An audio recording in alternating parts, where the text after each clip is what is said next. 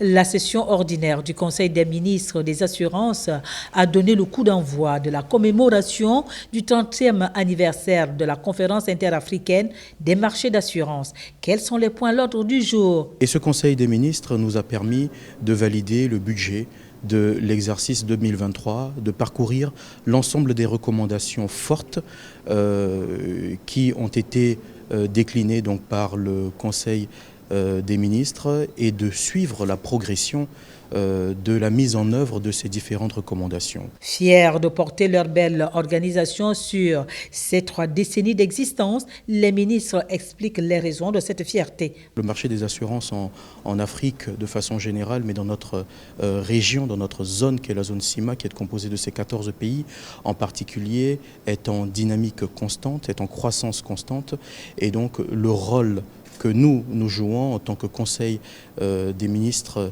des assurances est de pouvoir encadrer cet environnement de façon à permettre d'obtenir de la part des sociétés d'assurance et de réassurance une amélioration de leurs services aux populations donc, qui sont les assurés de ces compagnies.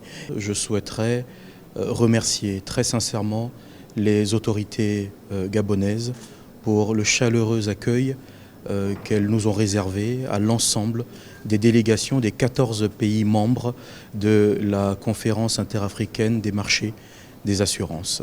La demande d'adhésion de l'archipel des Comores a été examinée par le Conseil des ministres, ce qui prouve à suffisance la vitalité de la CIMA. C'est aussi une preuve de l'intérêt que revêt cet espace aux yeux des pays non adhérents, a soutenu le ministre des Finances et du Budget de la Centrafrique, Hervé Doba. Selon lui, l'objectif est d'étendre le périmètre de la CIMA afin de lui donner plus de visibilité et des capacités d'intervention.